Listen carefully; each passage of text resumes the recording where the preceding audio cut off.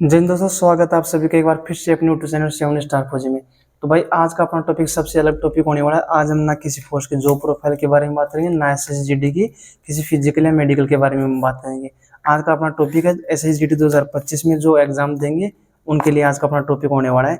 जो नई भर्तियों की तैयारी कर रहे हैं, एसएसजीडी नहीं, हर भर्ती में लगभग आप इस फॉर्मूले को काम में ले सकते हैं।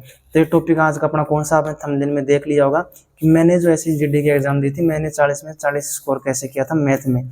आज का अपना टॉपिक उन्हीं स्टूडेंट्स के लिए जो मैथ से सबसे ज़्यादा डरते हैं। इसके अलावा जो लोग मैथ से नहीं डरते हैं, आज का ये अपना वीडियो वो लोग स्किप कर सकते हैं, उनके लिए ये वीडियो बिल्कुल भी नहीं है। ये वीडियो स्पेशली आर्ट्स और कॉमर्स के स्टूडेंट के लिए जो मैथ से सबसे ज़्यादा डरते हैं, क्योंकि साइंस वाला स्टूडेंट तो मैथ में सब्जेक्ट से डरेगा नहीं, बल्कि उसका तो सबसे मतलब जो अच्छा सब्जेक्ट होता है वो लगभग मैथ ही होता है साइंस वालों का। तो आज का अपना टॉपिक है सिर्फ आर्ट्स वालों के लिए जो मैथ से सबसे ज़्यादा डरते हैं। तो उनके लिए मैं एक चीज़ बता दूं, देखो मैथ एक ऐसा सब्जेक्ट है ना जो आपको मतलब 100 जितने, जैसे मान लो आपको कोई टेस्ट है 100 नंबर का, तो 100 में 100 आपका एक सब्जेक्ट है मैथ जो आपको दिला सकता है।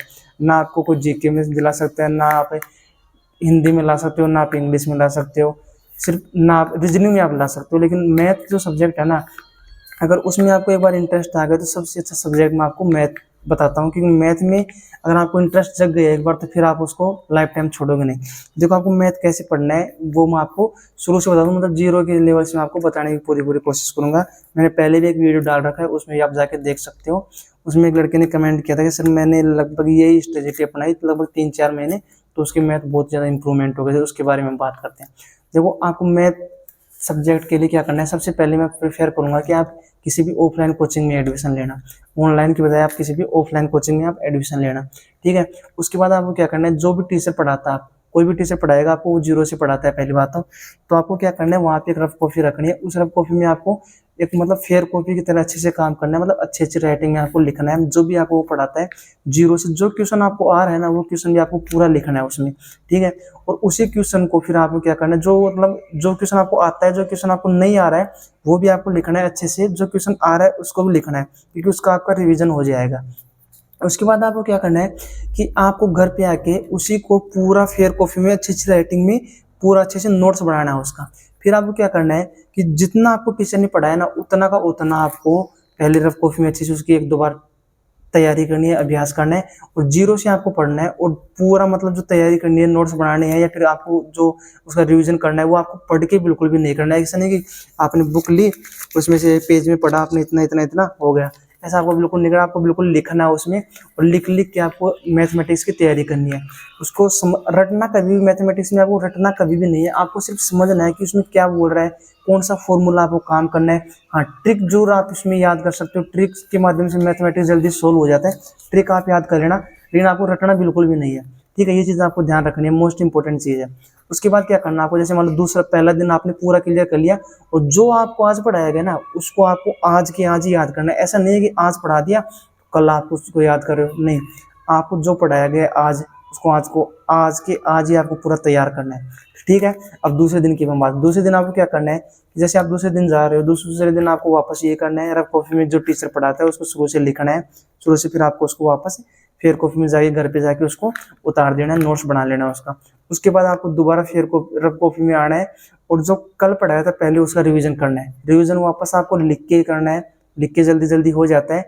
एक क्वेश्चन आप 3-4 लाइनों में भी पूरा कंप्लीट कर सकते हो, जल्दी जल्दी आपकी प्रैक्टिस होती है तो, ठीक है।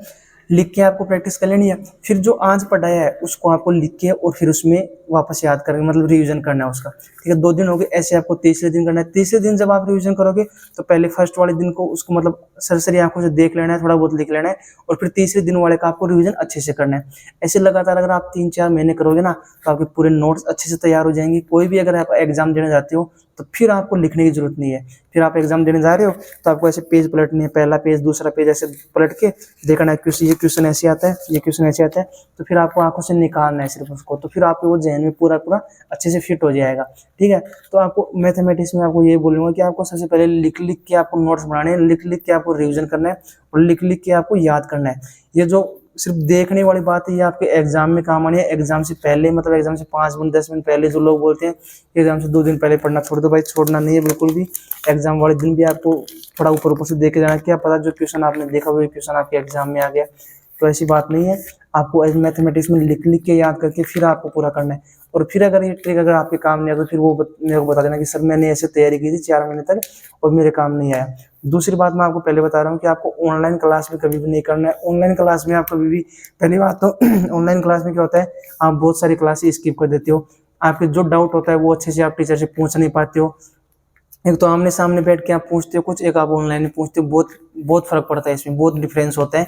दूसरी बात, ऑफलाइन क्लास में आप टीचर से अलग से भी कुछ बात जो आपको डाउट रहता है, जो आप शर्मा के मतलब पूछ नहीं पाते हो पूरी क्लास में, तो वो भी आप जीरो, मतलब एक ऐसा क्वेश्चन जो मतलब सबको आता है सिर्फ आपको नहीं आ रहा, वो आपको बहुत दिन से तंग कर रहा है, तो वो क्वेश्चन आप सोच रहे हो यार क्लास में पूछूंगा तो सबके सामने शर्म आएगी, तो आप टीचर से अकेले में जाके पूछ सकते हो। ऑफलाइन क्लास का ये भी फायदा होता है। दूसरी बात, ऑफलाइन क्लास में जो आपको आज टीचर पढ़ा रहा है, तो आप जैसे मान लो आप आज नहीं गए, दूसरे दिन आप किसी के नोट्स लेके उसको उतार लिया, घर आके उसके जैसे रिवीजन कर लिया, तैयारी कर ली। ऑफलाइन क्लास के बहुत फायदे होते हैं भाई, इसलिए मैं आपको पहले यही बोलता हूँ कि आपको ऑफलाइन कोचिंग क्लास ज्वाइन करनी है, ऑनलाइन क्लास से आपको बचना है। कि कोई भी कोचिंग हो, हर कोचिंग वाला ऑफलाइन में पढ़ाता है, तो आपको उसी कोचिंग में पढ़ना है ऑनलाइन, तो आप उसमें ऑफलाइन जाके पढ़ लो, कोई दिक्कत नहीं है। ठीक है भाई, तो ये मैथ की ट्रिक अगर आपके काम नहीं आते, फिर मेरे को कमेंट करके आप 3 महीने बाद, 4 महीने बाद, जब आपके एग्जाम होने के बाद मेरे को बताना। अगर आपकी एक ट्रिक काम नहीं आती है तो फिर मैं मानूंगा कि हाँ भाई मैंने गलत बताया, लेकिन मैं आपको ये विश्वास दिलाता हूँ 100% आपकी ट्रिक काम आएगी। बहुत से लड़कों ने इस ट्रिक से काम किया, मैंने खुद एग्जाम दिया 2018 की जो मेरी भर्ती थी, 2021 में जो मैं ज्वाइन किया था एसएसबी में, 18 वाली भर्ती में मेरे मैथ रीजनिंग में 50 में से 50 नंबर आए थे भाई। ठीक है, टोटल मेरे 90 नंबर थे, वो 100 में से मेरे 90 नंबर थे आफ्टर नॉर्मलाइजेशन। ठीक है भाई, फिर मेरे को एसएसबी मिली थी। एनसीसी के नंबर मेरे उस टाइम पे ऐड नहीं हुए थे, क्योंकि उस टाइम पे एनसीसी के नंबर मतलब अलाउ नहीं थे। अभी तो एनसीसी के नंबर भी आपके जुड़ने लग गए। अगर एनसीसी के नंबर मिलते तो 95 होते, तो फिर क्या पता कौन सी एसएसएफ शायद मिल जाती। तो कोई बात नहीं, वो जो तो जिस फोर्स में आना था, मैं बहुत अच्छा मानता हूँ कि मैं एसएसबी में हूँ अभी। तो आपको इसी ट्रिक से मैथमेटिक्स की तैयारी करनी है। ठीक है दोस्तों, अगर आपको वीडियो अच्छा लगा हो, चैनल को लाइक करना, शेयर करना, सब्सक्राइब करना और अपने दोस्तों को जरूर जरूर बताना। ठीक है दोस्तों, जय हिंद, जय भारत।